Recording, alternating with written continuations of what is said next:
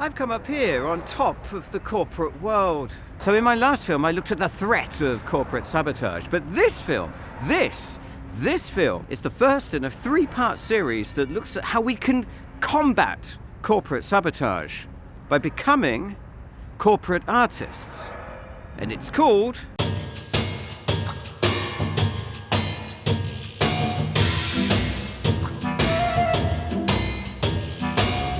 We like to think that the work we do, the roles we play, the tools we use, that they're all part of a humming, thriving machine. It's a physical thing with doors and walls and locks and tables and desks and meeting rooms and filter coffee and biscuits. And we call this physical beast the corporation.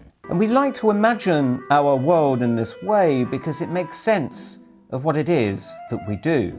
It feels proper, it feels tangible. It's the tangible corporate machine. We like to imagine that in this modern world of modern management, new work, hustlepreneurs and struggle noughts, that this world is cool. How do you do, fellow kids? That it's magnificent, colourful and robust. But it's not. It is, however, the playground for the corporate saboteur. Instead of the agile and the vibrant, the tangible corporate machine is heavy and slow and sluggish and structured and hierarchical and highly political and highly politicized. Even the longest, the most glittering reign must come to an end someday. It's linear, Victorian, industrial, it's Henry Fordian-esque. And when I look at most organizations and listen to people talk about the places that they work, it doesn't sound like a fun place to be. It sounds like something that sounds like Morse code.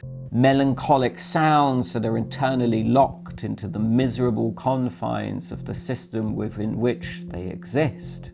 These businesses sound like dits, waiting for das, waiting for dits. Dit, dit, dit, da, da, da, dit, dit, dit. The sound of a tangible corporate machine is colourless, desperate, miserable, and dull. The dits and das of business describe a process. It's a protocol that everybody knows and everybody adheres to. You know what I noticed? Nobody panics when things go according to plan. Even if the plan is horrifying. You have to wait for X to happen before the Department of Incoming Outgoings will have a look at Z. And neither X or Z can happen before Klaus Dieter in procurement understands Y. Klaus Dieter in procurement is a corporate saboteur. You guessed it.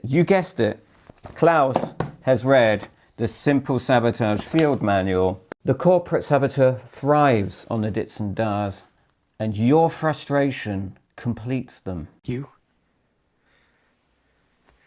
complete me. And it's here we can beat them. You can reduce your frustration. That's what completes them. That's what they need. All you need to do is to bring a little bit of colour into the corporate tangible machine. Bring a little bit of chaos. Introduce a little anarchy. Into the lineality. Break it up, beat them back, and think like a corporate artist. If you liked what you've just seen, and you've not been here before, why not subscribe? Click that little grey bell button, and then you'll get a notification every time I upload a new film. And if you have any suggestions, comments, or stories about corporate sabotage or the corporate tangible machine, pop them in the comments. See you next time.